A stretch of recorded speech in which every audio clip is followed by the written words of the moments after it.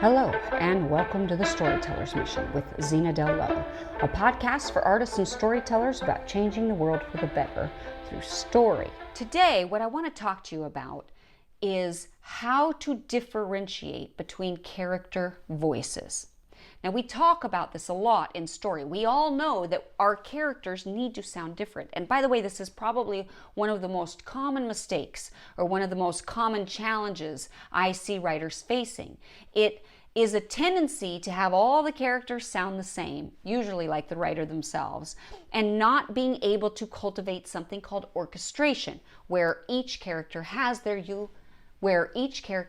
own unique voice that they are bringing to the table.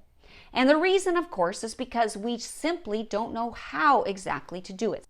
So today I want to go over 7 tools or techniques that you can use to help you differentiate your characters' voices. Okay, number 1. The very first thing that you can do to differentiate character voices is to stop using supporting characters as props. Now, what do I mean by that? Well, this is often what characters do. They have their main character pursuing a goal. They have their main character going along their journey. But then they use the other characters in the story as props. They're only there for the main character's benefit. They don't have a life of their own. They don't have an agenda of their own. They're just there for the main character's purposes. You can see this really clearly in The Truman Show. I love how in The Truman Show, whenever you have Truman be in trouble or he's contemplating or he's confused about something, what happens? His best friend shows up with a beer. Hey, buddy, always at the perfect time. But that's by design. They're deliberately using the supporting characters in that world as a prop to distract Truman from what his existential crisis is. They're deliberately using the supporting characters in The Truman Show as a distraction for Truman from whatever existential crisis he's in. Nevertheless, notice that the irony is that those characters have an agenda of their own. They have been hired by the company to distract Truman from his existential crisis. So they still are approaching that scene with their own agenda, with their own goals, with their own objective. And that is what makes them unique. That separates them, see? So what you need to do is every time you have a supporting character, you have to remember they are in the middle of doing something. They are already in the middle of doing something. They're not just sitting around waiting for the main character to need them. And this is true no matter what, quote, archetypal role that you've given them or assigned them, which I'll get to in a minute. So whether it's the mother is not just sitting around waiting for their child to come and ask them for advice. The mother has things that they're doing. So make sure she's doing those things. And also make sure that the mother has an objective that she's trying to get during that scene too. Maybe she's trying to get more information and trying to understand what's really going on in their child's world. Or maybe she wants to just get through this conversation because she's needed at the such and such down the street and she's got to hurry up, and so she's got things to do and she's going somewhere. Either way, she has her own objective. And when you give characters their own unique objectives, their own unique desires, their own unique life, it automatically gives them a voice that is unique from all the other characters, because it's got to be something assigned to them because of the role they play in all of their world, in the whole world, and what they're doing to accomplish those things. Stop assigning them archetypal roles. See, what happens is we have now learned about all these archetypes, right? Oh, this is the mentor character. Oh, this is the love interest. Oh, this is the villain. Oh, this is the antagonist. We have actually been inundated with archetypes. We can recognize them. We know who that character is or what role they're playing. And so, in a way, what we have to do is play against that by making sure, again, it actually is the same solution. You have to make sure they have their own life and their own goals. They have to be a well-rounded, they can't just be the archetypal role. Whenever you just rely on the archetype, you have limited them. You've put them in a box. And now they are, again, just there for the main character's benefit. And you don't want that. You don't want that. You want to know what your character wants, even the supporting characters, and how they are trying to achieve it. You want to have them have their own agenda in the scene. You want to give them their own life, and you want to give them their own goals. So again, the very first thing that you can do to start learning how to differentiate character voices is stop making your supporting characters a prop and stop making them an archetype. Make sure instead that they have their own life and they have their own goals.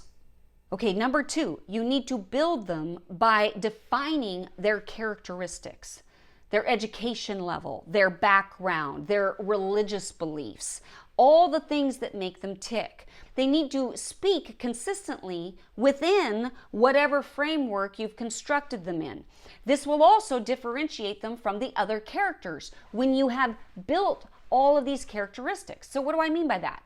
Well, different characters will have different distinctive speech patterns. They will have different regional dialects depending on where they grew up. They'll have a different cadence or rhythm or favorite words or phrases, certain speech tags or mannerisms, like a catchphrase or gesture that they might use while speaking. They will also have different backgrounds and education and occupations. You must have your character speak according to the occupation that they're in. If you have a doctor, they need to use proper grammar probably because they're going to be smart. Unless that's part of the characterization is that they are the opposite of what they appear to be. That's fine, but that's crafted. That's crafted by giving them characteristics for that particular character. Age and generation play into that. Younger characters might use more slang or informal language common to their age group. Older characters might have traditional speech patterns or might tell more stories or might have a different way of relating. Certainly, they're going to be familiar with different things or draw examples from a different database, if you will. So you have to construct your characters by building characterizations that are consistent with each character, and that requires work, but you have to do it. Okay, number 3, you want to focus on personality traits. This is part of constructing a characterization, but I'm actually putting a little bit more emphasis on this one because personality types matter.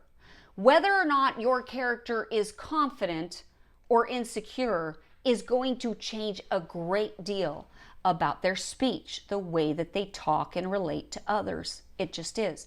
Whether or not they are heroic or they are cowards, whether or not they are young and giggly and bubbly, whether or not they are serious and brooding and dark and stoic, whether or not they are controlling or angry or disillusioned, these types of traits are especially essential in terms of differentiating your character's voice.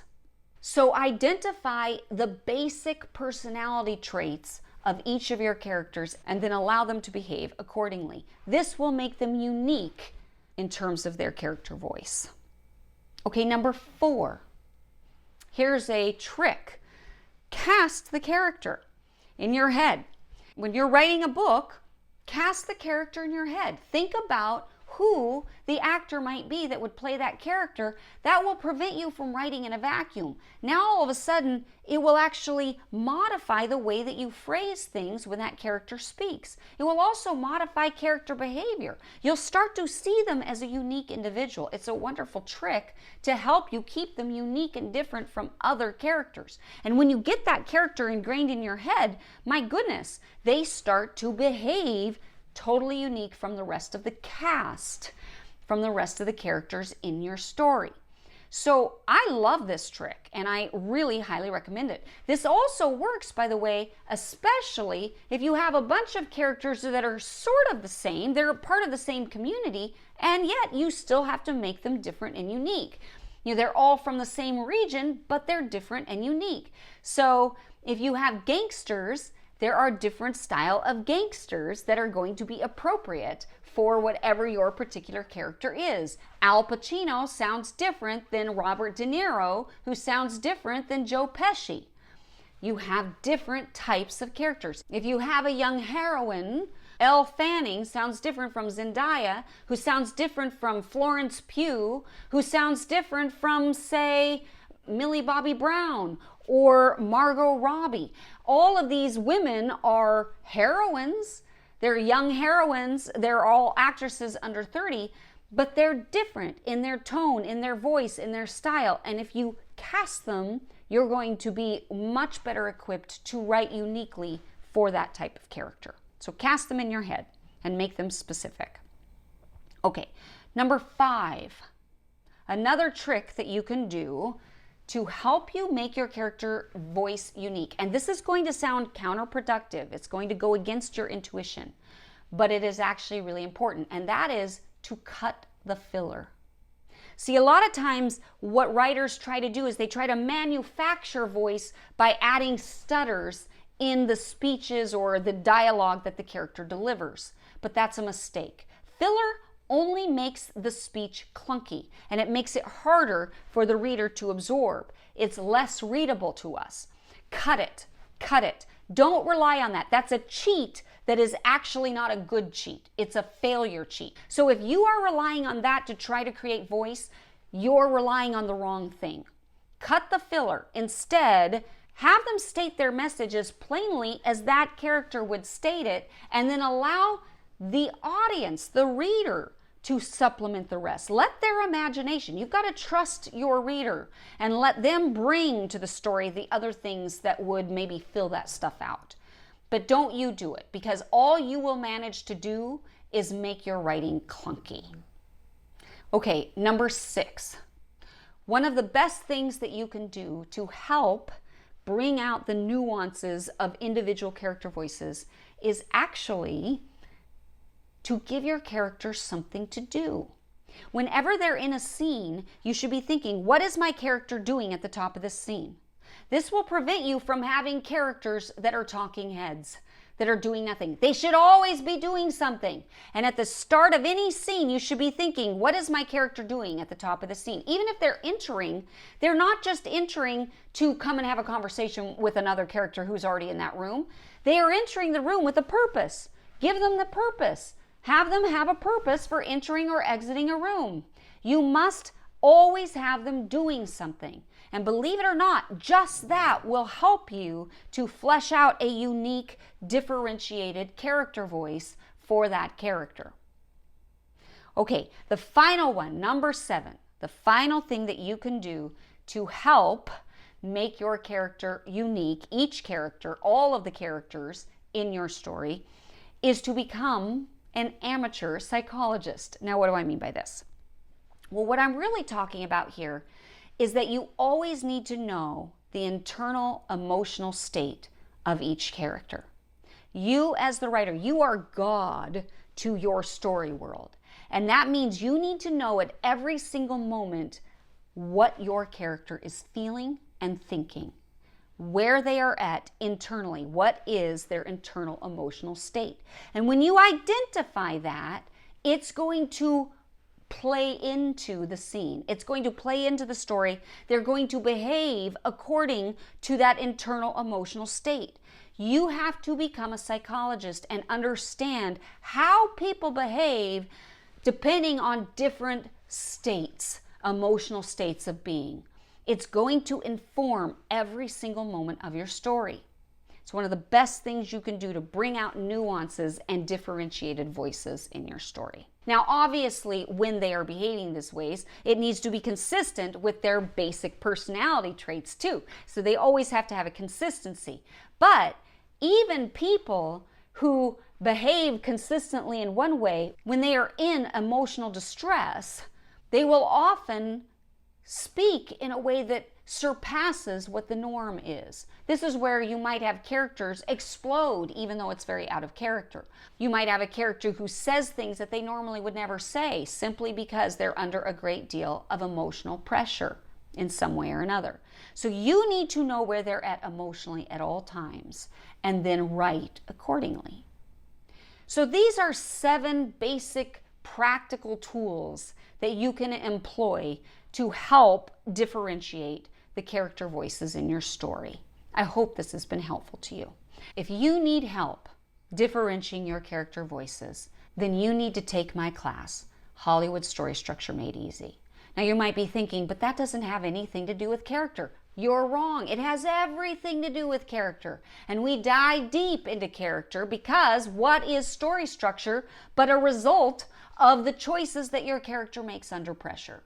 So if you want to know more about how to construct interesting, unique, special characters that will resonate with your audience, you do not want to miss this class. Check out Hollywood Story Structure Made Easy today. It is currently available at its lowest price ever. We're in the beta phase as we're trying to get this course up and running, so it's a perfect time for you to participate. Click on the link provided and you can find out more about it today. I look forward to seeing you there. In the meantime, thank you for listening to The Storyteller's Mission with Zena Del Lowe. May you go forth inspired to change the world for the better through story.